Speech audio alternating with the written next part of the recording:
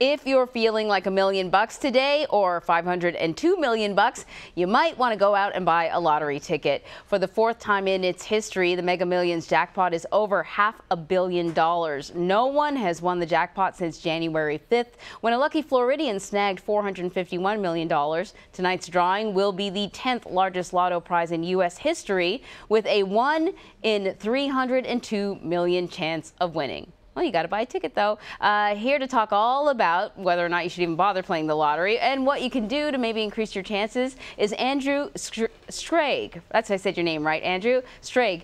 You are the editor-in-chief of moneycrashers.com. So thanks for joining us. So I admit I'm one of those people. I always wait for the big jackpots, and then I make sure that I throw my money in. Andrew, are there any real strategies to improve your chances of winning? Sure. I think the number one strategy for anyone, first of all, is just go in with the mindset of having fun. Don't actually expect to win. Anything more than that, anytime you're taking money you should be saving for retirement or for your kids, that's when it's time to walk away and not play. But as far as actual strategies, one of the most common questions we're asked is, should you use a quick pick or should you choose your own numbers? And based on data, you should actually choose your own numbers. And the reason here is twofold. If you choose a quick pick, you're more likely to have a duplicate number as someone else who's also playing quick picks. And if you're buying in bulk, say with a group of friends or colleagues at work, hundreds or thousands at a time, you'll also be more likely to have duplicate numbers within your own lottery ticket. So that doesn't do anything to give you a better chance of winning. So it's better to choose your own unique numbers to differentiate from everyone else. Okay, and at least you might not have to share the jackpot should you win, right?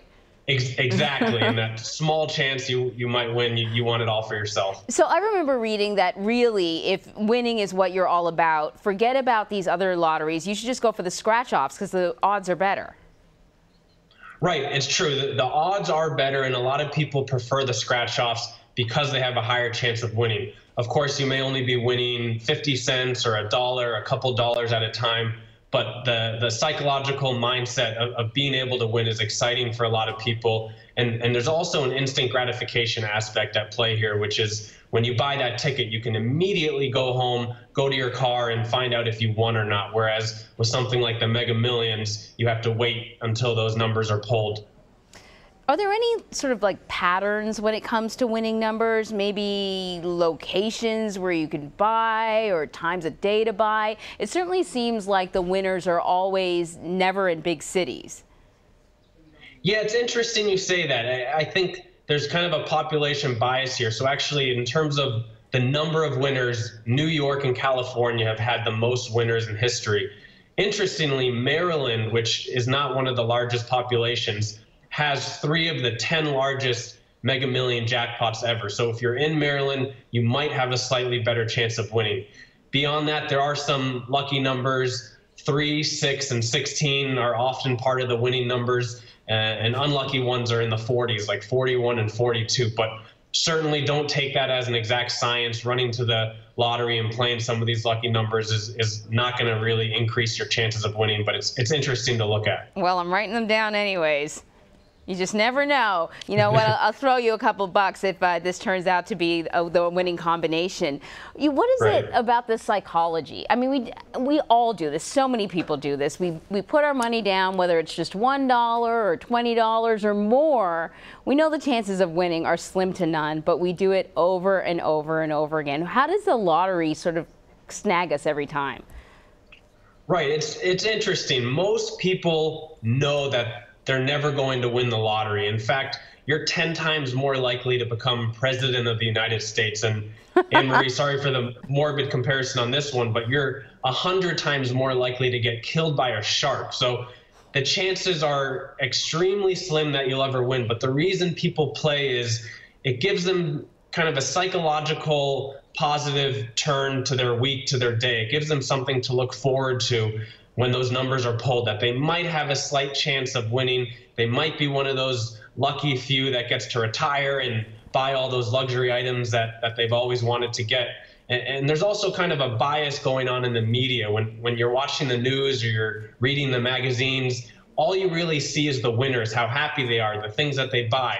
you don't ever really hear about the unlikely odds of winning and the losers of the lottery ever being interviewed. So that makes people have a little bit kind of an upward bias in terms of how likely they feel like they might actually win the Mega Millions. Yeah, you know, I'm sort of guilty of that because I buy the lottery tickets, but I really wait and wait and wait before I check to see what the numbers are, because I know the moment I check, then the dream is gone. And at least before that, I can fantasize about what I would do.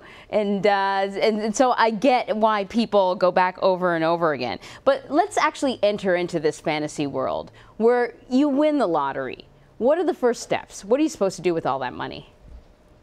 Okay, firstly, Anne-Marie, a mistake some people have made is make sure you actually won the lottery before you call up your boss and you quit and you give your 2 weeks notice. Check those numbers and make sure you win. If you are that lucky person and you have won, get some financial advisors around you, get an accountant, figure out how to have the lowest tax burden as possible. And as far as using that money, be smart with it, be wise with it. There's numerous stories of people winning hundreds of millions of dollars only within 10 years to be bankrupt and thrown it all away. So save for retirement, put money towards your kids' education fund, maybe donate to charity even, whatever it is, be smart with your money, use it for the long term. And of course, spend a little bit on those luxury purchases, that new car or that new house that you've always wanted. That's all good advice. I know I've heard those stories of people who, you know, blow $100 million, and it just seems like that would be a bottomless pit, that you couldn't spend your way out of that, but clearly you can.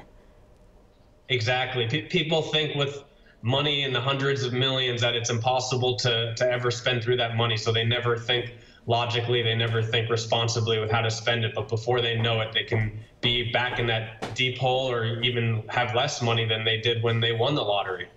All right. Well, Andrew, I will definitely come to you when I win the lottery. Thanks to all your very good advice. I appreciate it.